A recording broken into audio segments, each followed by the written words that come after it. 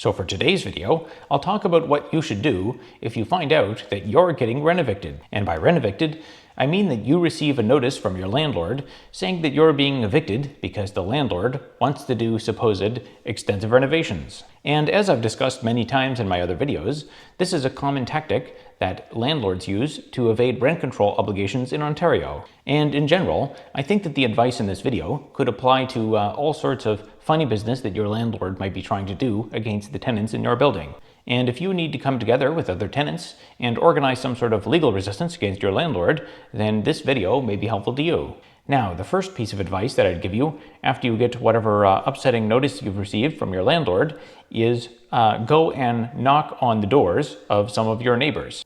And specifically, you can start with whichever neighbors you have who you are most familiar with. And that doesn't necessarily mean that you've ever had a detailed conversation with them before. Maybe you've just seen that particular neighbor going to take out the garbage, or you've met them going in and out of the building before, or it could be someone you meet every day on your way to work in the parking garage. And when you strike up a conversation with these people, you can mention whatever notice it is that you received from your landlord, and you can just make small talk with them about it. Just ask them if they received a similar notice, and just mention you're kind of concerned about it. And since you both have the same landlord, there's a very good chance that the other person is very interested in knowing what's actually in the notice, because if they received one themselves, then you can talk about it and try and process the information that's in the notice together. And if they haven't received the same notice, then they might be concerned or interested in what's actually in the notice, because they would be thinking to themselves, oh, I might receive the exact same notice pretty soon. Now, the vast majority of people would be fairly receptive to you trying to have a conversation like this with them. But of course, some people are really crazy, and some people have extreme anxiety about stuff like this. So if you try to talk about it with them, they'll get really angry at you. And really, the bigger point of these interactions is that if you strike up a conversation with 4 or 5 other tenants like this, you will probably find that at least half of them are very receptive and will talk to you about this subject. And if the person seems fairly friendly and receptive to your conversation, you can suggest the possibility of having another conversation in the future. And if they're receptive to that idea, then you just made one contact in the building who you can get information from about what's going on. And if you meet someone who's particularly enthusiastic, you can possibly try and recruit them to go do outreach to meet even more people. Now, since you don't know these people very well, establishing trust can be potentially difficult.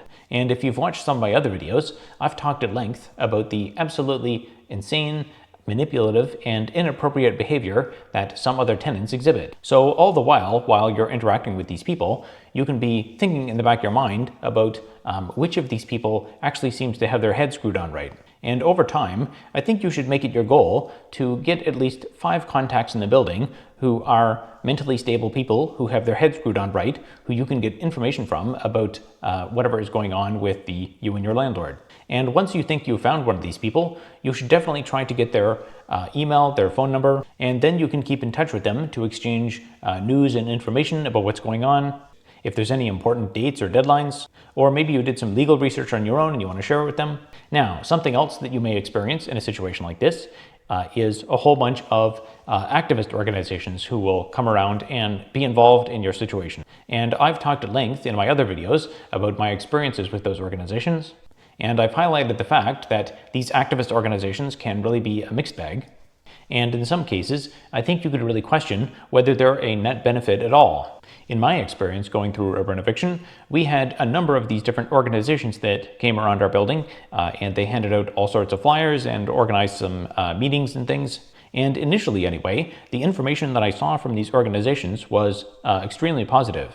Since at that point, I had never really thought about tenancy law and the rules around renovations and stuff like that. However, I would say it was just that. It was introductory information, and in subsequent meetings and interactions, a lot of it just seemed like the same, introductory information repeated over and over again. And a lot of these activist organizations emphasized the idea that their expertise was in organizing. But to be honest, this was one of the most disorganized group of individuals who I've ever met in my life. Now, in general, I wouldn't necessarily say that if some of these organizations come around that, you should just never ever join them. I do think that maybe going to some of their meetings could actually be a good networking opportunity to meet other people who live in the same building as you, who are in the same situation. And then you can meet those people one-on-one, and if you really vibe well at the meeting, you can maybe share some personal contact information, and you can do your own organizing with that individual outside of the context of all of these activist organizations. However, another pattern that I noticed is that a lot of these activist organizations seem to really like to maintain control over the organizing activities.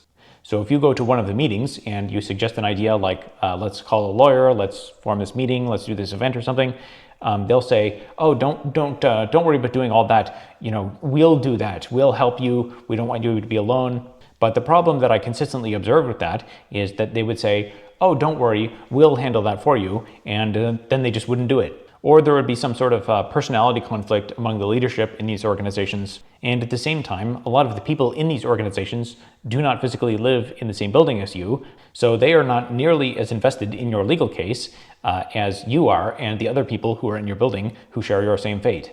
And if you do end up choosing some sort of leader for your group, make sure that that leader who is chairing your meetings and such, make sure that that person actually physically lives in your building.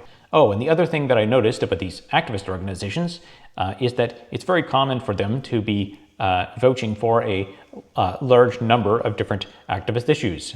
And more often than not, I found that when they recruit you into their organization on the basis of that they're going to advocate on behalf of your issue, they will also conscript you to advocate for other issues that have nothing to do with what you may be trying to advocate for in your building.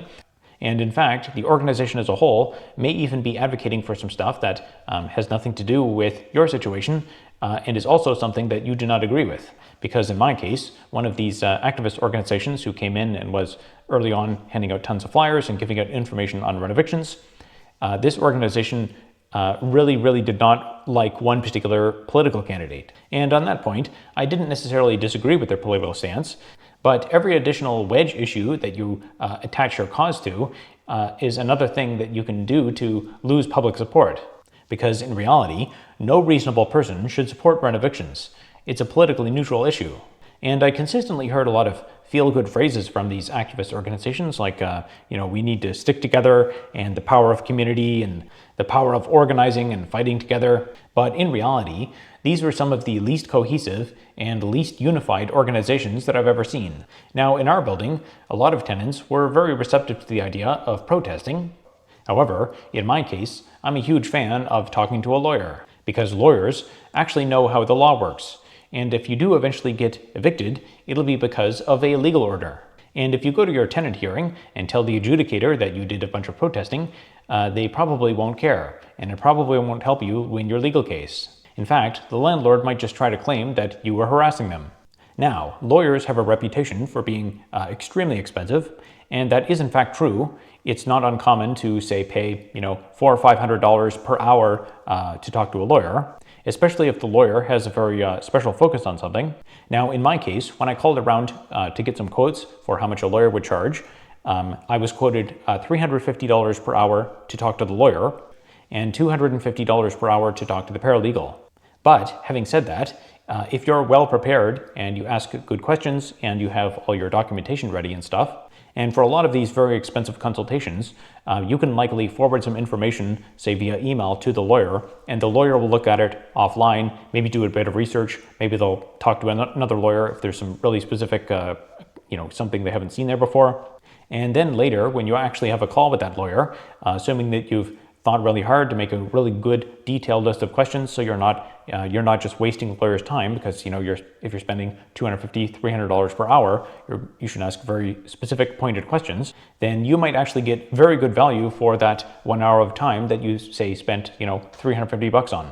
And I mentioned before how it's a good idea to have networked with some other people in the building who are facing the same issue as you. And in that case, you could do even better because you could get questions from them. And you could maybe have one person in the group who would be the designated person to, talk to the lawyer and ask the questions.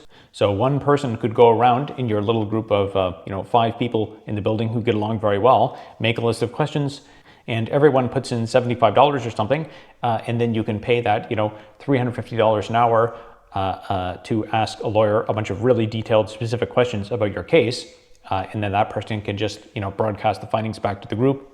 And if any of you in the group are very good at doing legal research on your own, then that could get you very, very far. Because if you can ask the lawyer some really pointed questions, the lawyer can point you to other relevant parts of the law that you may miss, or they might say, go read this section or whatever, and they'll give you some pointers for your own research. And since lawyers are in the business of making money, it is very likely that they will probably, try and upsell you some services. They'll say, we have this, kind of package with 10 hours for $5,000 or something, and we'll do this other thing, and we'll set up a mailing list and stuff. And maybe that could be appropriate and worth it for you. But I would say that even just spending 1 hour of kind of ad hoc consultation with a lawyer, that is very likely to be extremely worth it for you if you ask good questions and if you come to the meeting very, very prepared. But if you don't have any questions prepared and you come to the meeting without any documentation, and the lawyer is asking you questions about your case, and you keep saying, I don't know, then that's just wasting the lawyer's time, and you're probably also going to be wasting your own money. Oh, and something else that a lot of people are not aware of is that for a lot of these very expensive professional services like consultation, a lot of them will give you a free 15-minute consultation.